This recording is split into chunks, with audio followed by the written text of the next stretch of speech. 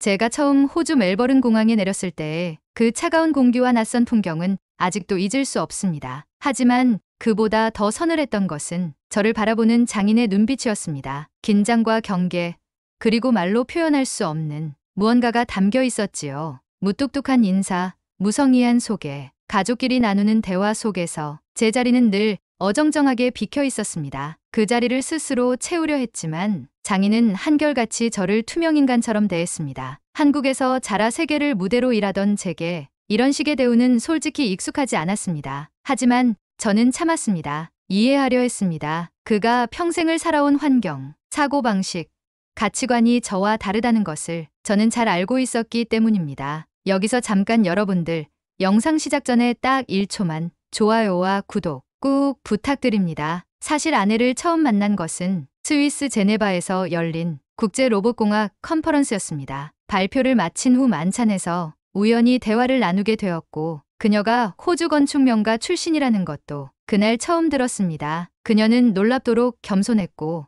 오히려 저의 기술적 열정과 방향성에 깊은 관심을 보였습니다. 시간이 흐르며 우리는 서로를 알아갔고 마침내 결혼을 약속하게 되었지요. 하지만 그 과정에서 가장 어려웠던 것은 그녀의 아버지 앤드류 바로우 경이었습니다. 그는 시드니 북부에 본사를 둔 호주의 대표적인 건축 설계 기업 바로우 앤 파트너스의 회장이자 세대를 이어 건축명가의 명성을 지켜온 인물이었습니다. 도시의 스카이라인을 그려온 장인이며 지역사회는 물론 학계에서도 깊은 신뢰를 받고 있었지요. 처음 인사를 드리러 갔을 때 그는 명함조차 받지 않았습니다. 그저 담담하게 와인 한 병을 꺼내더니 이런 말을 했습니다. 내가 자네의 이름을 기억하게 될지는 아직 모르겠네. 아무 의미 없는 인사였다면 잊혀질 말이었겠지만 저는 그 말을 오랫동안 곱씹었습니다. 그는 동양인, 특히 한국인에 대한 뿌리 깊은 편견을 가지고 있었고 기술이나 과학보다는 전통과 뿌리를 더 중시하는 사람이었습니다. 와인 한 병이 완성되기까지 수십 년이 걸린다고 말하던 그에게 몇 초 만에 움직이는 로봇은 단지 일시적인 유행에 불과했던 것입니다. 하지만 저는 굳이 설득하려 들지 않았습니다. 말보다 행동으로 보여주자는 철학은 제 오랜 신념이었기 때문입니다. 저는 매년 두세 차례 호주를 방문하면서도 그 집안의 농장일을 함께 돕곤 했습니다. 포도를 따고 숙성 창고를 정리하며 포장 작업도 도왔습니다. 와인에 대한 그의 자부심을 알기에 저는 항상 그가 말하는 전통의 깊이를 존중했습니다. 그리고 그는 그러한 저의 태도를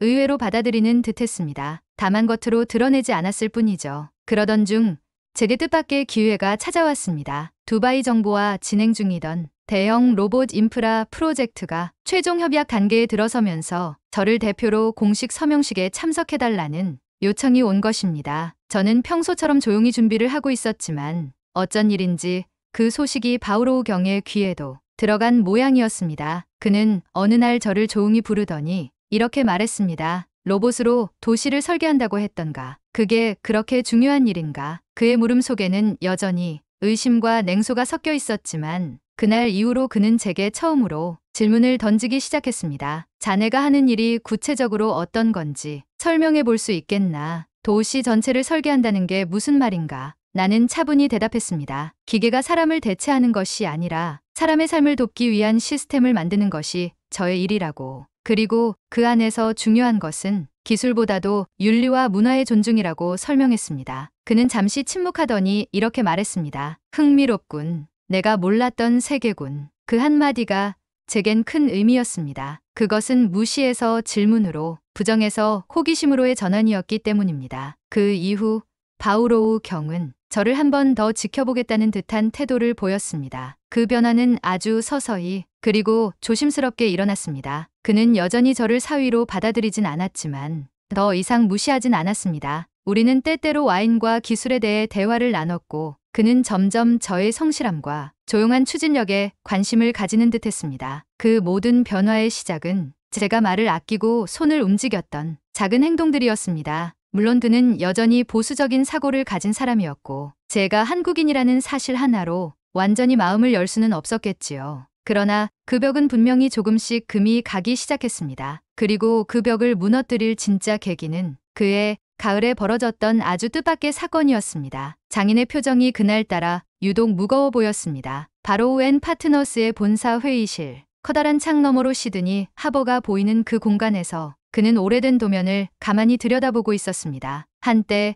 세계적인 건축상을 휩쓸었던 그의 회사가 지금은 과도기적 위기에 놓여 있었습니다. 디지털 전환의 시대, AI 기반 설계, 친환경 자재, 자동화 시공 시스템 등으로 무장한 아시아 기업들이 글로벌 시장을 빠르게 점령하면서 전통 중심의 호주 건축계도 흔들리고 있었기 때문입니다. 특히 최근엔 중동 지역의 스마트 시티 건설 사업에서 한국 기업들이 두각을 나타내며 호주 설계사들을 잇따라 제치고 주요 계약을 따냈습니다. 그리고 그 중심에는 제가 몸담고 있는 넥스트폼 테크놀로지가 있었습니다. 아이러니하게도 장인의 회사는 저희와의 협상에서 2차례 탈락한 전적이 있었고 그것이 그를 더욱 민감하게 만들었습니다. 아내도 조심스러워했고 저는 더더욱 신중히 행동해야 했습니다. 어느 날 저녁 아내가 조심스레 말했습니다. 아버지가 한국에 관심을 보이기 시작했어. 의외였지만 예상 못한 일은 아니었습니다. 최근 들어 장인은 한국 관련 뉴스나 논문을 자주 살펴보고 있었고 중동 프로젝트에서 저희가 적용한 스마트 설계 시스템에 대한 자료도 집중적으로 연구하고 있었습니다. 아내 말로는 장인이 직접 제게 질문을 해보고 싶다고 했다고 했습니다. 그 말에 저는 마음을 다잡고 그를 정중히 한국에 초대했습니다. 처음엔 별 반응이 없던 그는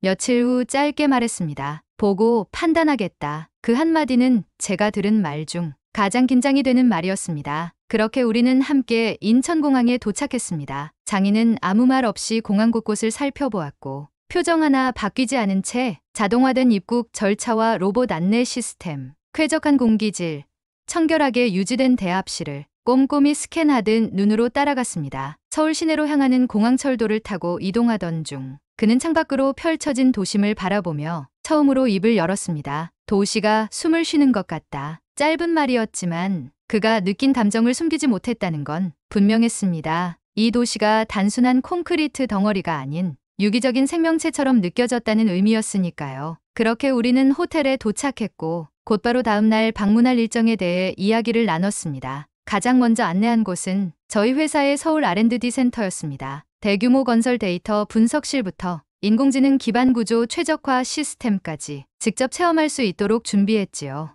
그는 회의실에 앉자마자 노트를 꺼내 메모를 하기 시작했습니다. 설계, 자동화와 동시에 인간의 미적 감각을 담아내는 알고리즘, 도시 전체를 네트워크화하는 인프라 디자인, 실시간 에너지 흐름 분석. 그는 하나하나 질문했고 대답을 들을 때마다 눈빛이 달라졌습니다. 그날 저녁 그는 뜻밖의 제안을 했습니다. 가능하다면 우리 회사 직원들도 이 기술을 체험할 수 있게 할 수 있겠나. 이 말은 곧 기술력을 인정했다는 뜻이었습니다. 하지만 그가 진심으로 변화하기 시작한 순간은 그 다음 날 서울의 한 오래된 한옥을 리노베이션한 건축박물관을 방문했을 때였습니다. 그곳은 조선시대 양반가의 주택 구조와 현대적 설계 철학이 절묘하게 결합된 공간이었습니다. 실내는 나무의 결을 살린 곡선과 빛의 방향을 고려한 창구조, 그리고 전통을 존중하면서도 최신 기술로 냉난방을 제어하는 시스템으로 구성되어 있었습니다. 그는 손으로 직접 기둥을 만지며 말했습니다. 이건 단순한 복원이 아니라 철학이구먼. 그의 눈빛엔 경외심이 서려 있었습니다. 그 이후로도 우리는 다양한 곳을 함께 돌았습니다. 마곡의 스마트시티 단지, 세운상가 리뉴얼 구역, 판교 테크노밸리의 로봇공정연구소 등 그는 매 순간 메모를 멈추지 않았고 현장의 연구진과도 대화를 나누며 점점 한국 건축과 기술에 대한 존중을 드러냈습니다. 장인의 말투는 늘 절제되어 있었습니다. 칭찬도, 비난도, 감탄도 조심스럽게 포장된 채 전달되었고 감정 표현은 마치 구두점 없는 문장처럼 건조했습니다. 그가 저를 향해 처음으로 감정을 실었던 말은 다름 아닌 그 제안 이후였습니다. 두바이 왕립건설청에서 초청장을 보냈을 때 저는 자연스럽게 장인을 동행자 명단에 올렸습니다. 이유는 단순했습니다. 그가 설계한 건축물 2채가 현지에서도 꽤 유명했고 이번 스마트 도시 국제 포럼에서도 관련 사례가 언급될 예정이었기 때문입니다. 단순한 동행이 아니라 잠재적 파트너로서 함께한다는 의미였습니다. 초청장을 건네받은 그는 고개를 갸웃했습니다. 이게 정말로 나를 위한 것인가? 그의 눈엔 믿기지 않는 기색이 역력했습니다. 그도 그럴 것이 그간 한국계 사위가 무대 중심에 설 수 있다는 걸 현실로 받아들인 적이 없었으니까요. 저는 조용히 고개를 끄덕였고 그는 천천히 입을 열었습니다. 한번 가보자고. 그 말이 있은 지 열흘 후 우리는 인천공항에서 출국 수속을 밟고 있었습니다. 출국 심사를 마친 후 그는 조심스럽게 저를 불렀습니다. 방금 전 직원이 자네 여권을 보더니 VIP 등록자라고 했네. 무슨 뜻인가? 저는 웃으며 대답했습니다. 한국 여권은 아시아권 중에서도 출입국 신뢰도가 가장 높은 편이라 중동 및 유럽 일부 지역에서는 비즈니스 등급을 넘는 대우를 받을 때가 많습니다. 그제야 그는 고개를 끄덕이며 말했습니다. 그런 건 뉴스로는 접하지 못했네. 자네 나라가 그렇게까지 신뢰를 받는 줄은 몰랐군. 두바이 국제공항에 도착한 순간 그 말은 다시 현실로 증명되었습니다. 우리는 비즈니스 라운지 입장을 기다리고 있었는데 직원이 제 여권을 확인하자마자 라운지 초청장을 바로 꺼내며 고개를 숙였습니다. 바로 VIP룸으로 안내해드리겠습니다. 옆에 서 있던 장인은 의아한 눈으로 저를 바라보았습니다. 일반 비즈니스 고객들도 한참을 대기하던 순간이었기 때문입니다. 라운지 안에서는 더 놀라운 일이 벌어졌습니다. 제 여권과 이름이 등록된 좌석 앞에는 넥스트폼 코리아 총괄 디렉터 수호 킴 박사님이라는 명패가 붙어 있었고 곧장 포럼 주최 측 관계자가 찾아와 미리 감사 인사를 전하기까지 했습니다. 장인은 의자에 앉은 채 아무 말도 하지 않았습니다. 고개를 숙이고 마치 세상 밖을 새로 보는 사람처럼 주위를 둘러보았습니다. 그는 처음으로 저를 다시 보기 시작했습니다. 그날 저녁 두바이 마리나 근처의 고층 타워에서 열린 환영 만찬장에서도 비슷한 일이 벌어졌습니다. 한국에서 온 개발팀 대표로 제가 무대에 올라 인사를 전할 때 그의 시선은 무대보다 오히려 저의 뒷모습에 고정되어 있었습니다. 행사 후 그는 조용히 말했습니다. 내가 생각했던 세계 지도와는 완전히 다른 지형이 펼쳐져 있군. 그 말에는 인정과 함께 당혹감도 섞여 있었습니다. 본인이 알던 세계는 이제 더 이상 절대적이지 않다는 사실을 깨닫는 순간이었겠지요. 다음날 공식 회의 일정이 끝난 후 우리는 왕립건축청이 운영하는 미래형 설계연구소를 방문했습니다. 그곳에서는 한국의 도시 설계 기술을 도입한 시범단지 프로젝트가 한창 진행 중이었고 저희 회사는 그 중심 컨설팅 역할을 맡고 있었습니다. 장인은 그곳을 둘러보며 아랍계 건축 디렉터와 대화를 나누다 이런 질문을 들었습니다. 김 박사님은 당신께 어떤 분입니까? 장인은 살짝 당황한 듯 하다가 고차게 웃으며 대답했습니다. 그는 내 사위이자 내가 다시 배우고 싶은 기술의 선생이네. 그날 밤 호텔에서 저는 그와 단둘이 테라스에 앉았습니다. 야경이 펼쳐진 그 공간에서 그는 와인 대신 민트티를 마시며 말했습니다. 자네 여권 하나에 이렇게 많은 신뢰가 담겨 있을 줄은 몰랐네. 내게 여권은 단지 이동의 도구였지만 자네에겐 그것이 명함이고 실력의 상징이었군. 그 말에 저는 작게 웃으며 말했습니다. 제가 아니라 한국이라는 나라가 만들어준 기회였습니다. 저는 그 믿음을 실력으로 지켜야 했을 뿐이고요. 그는 고개를 천천히 끄덕이며 입을 열었습니다. 난 평생 자국 중심적인 사고에서 벗어나지 못했던 것 같아. 자네 같은 사람을 사위로 두고 있으면서도 그저 외국인이라는 틀로만 보았지. 미안하네. 그 말은 그가 해줄 수 있는 최고의 사과였고 저로서도 가장 듣고 싶었던 인정이었습니다. 그날 이후 그는 한국이라는 나라를 단지 사위의 고향이 아닌 세계 속에서 당당히 자리를 잡은 동반자로 보기 시작했습니다. 그리고 귀국 후 그는 뜻밖의 제안을 했습니다. 우리 회사의 글로벌 전략팀을 한국에 설립할 수 있을까? 함께 손잡고 새로운 도시를 그려보고 싶네. 이 말은 그의 자존심을 내려놓고 저를 동료이자 동반자로 받아들였다는 선언이었습니다. 서울에서의 마지막 날, 장인은 조금 들뜬 모습이었습니다. 그가 먼저 저와 아내에게 식사를 제안했습니다. 그동안 한국 음식을 몇 차례 맛봤지만 마지막 저녁은 진짜 현지 분위기를 느낄 수 있는 곳이면 좋겠다고 말했습니다. 그래서 저는 종로에 위치한 한 전통 한정식 집을 예약했습니다. 한옥 구조를 유지한 내부, 나무 창살 사이로 들어오는 은은한 조명, 그리고 조용한 대화가 오가는 정갈한 분위기. 그는 입장하자마자 고개를 끄덕이며 말했습니다. 이런 데서 식사하면 음식 맛이 기억에 남겠군. 식탁 위에는 계절마다 바뀌는 반찬이 소박하게 놓였고 갓 지은 솥밥의 향이 퍼졌습니다. 한국의 식문화에 익숙하지 않았던 장인은 다양한 반찬이 한꺼번에 나오는 구성에 약간 당황하는 듯 보였지만 그 모습조차도 호기심이 가득했습니다. 그는 젓가락을 조심스럽게 들고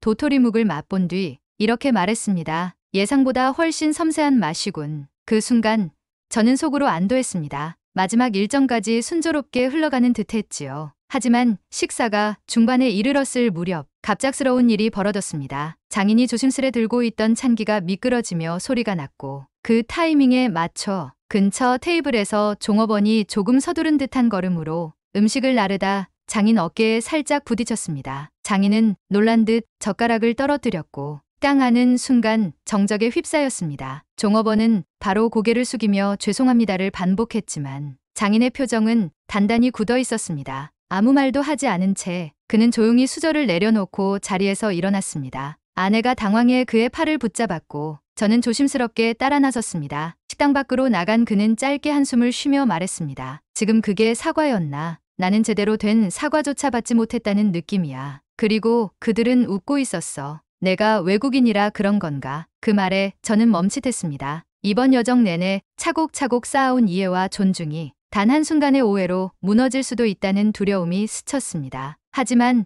저는 침착하게 말했습니다. 회장님, 조금만 시간을 주시겠습니까? 직접 말씀드릴 수 있게요. 그는 말없이 고개를 끄덕였고 저는 식당 안으로 들어갔습니다. 종업원과 매니저에게 상황을 설명하자 그들은 깊이 고개를 숙이며 사과했습니다. 알고 보니 종업원은 입사한 지 얼마 안 된 신입이었고 장인의 반응이 외국인의 문화적 차이 때문이라는 점을 인지하지 못하고 있었던 것입니다. 저는 장인을 다시 모셔왔고 매니저는 다시 한번 정중히 사과했습니다. 그리고 뜻밖의 이야기를 꺼냈습니다. 사실 아까 웃고 있었던 건 장인 어르신께서 도토리묵 맛을 칭찬하시는 걸 듣고 저희 주방장이 너무 좋아서였습니다. 오해를 사게 되어 정말 송구합니다. 그 말을 들은 장인은 잠시 침묵하더니 아주 천천히 고개를 끄덕였습니다. 그리고 자신이 조금 예민하게 반응했을 수 있다는 점도 인정했습니다. 그는 다시 자리에 앉아 남은 식사를 마쳤고 디저트로 나온 수정과를 음미하며 이렇게 말했습니다. 미안하다고 말할 줄 아는 문화, 그게 진짜 성숙함이 아닐까. 나는 오늘 한국에서 그걸 배웠네. 그날 밤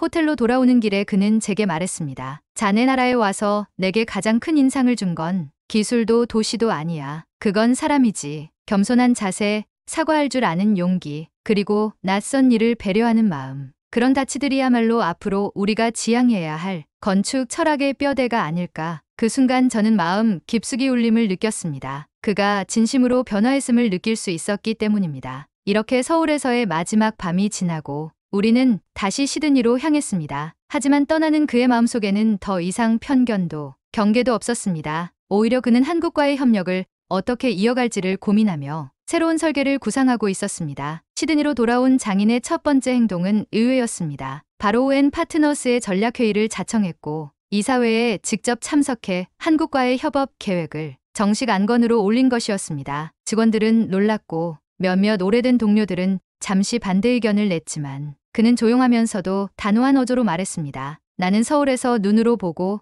귀로 듣고 가슴으로 느끼고 돌아왔다네. 앞으로 우리가 경쟁할 상대는 아시아가 아니라 함께 걸어야 할 파트너야. 그 중심에 한국이 있어야 한다고 나는 확신하게 되었네. 이듬해 바로 웬 파트너스는 저희 회사와 공식적으로 기술 제휴를 맺고 시드니 외곽에 조성될 새로운 스마트 타운 프로젝트의 공동 설계자로 이름을 올렸습니다. 그것은 양국 기술과 철학이 만나는 역사적인 순간이었습니다. 저는 CTO 자격으로 이 프로젝트에 참여하게 되었고 장인은 총괄 디렉터로서 설계의 철학을 책임졌습니다. 기술과 전통, 젊은 열정과 노련한 통찰이 조화를 이루는 순간이었습니다. 이 프로젝트가 언론에 보도되면서 외국인 사위와 보수적인 장인의 협력이라는 스토리도 자연스럽게 회자되었습니다. 한국에서도 기사화되었고 많은 이들이 한국인의 역량과 국제적 신뢰도에 대해 자부심을 느꼈다고 댓글을 남겼습니다. 저는 그 댓글들을 장인에게 보여드렸고 그는 말없이 한참을 바라보다가 이렇게 말했습니다. 이제서야 알겠네. 자네 여권이 왜 그렇게 존중받는지. 그건 단지 국가의 신용 때문이 아니라 그 안에 담긴 사람들의 품격 때문이야. 한국과 호주를 오가는 프로젝트가 본격적으로 진행되면서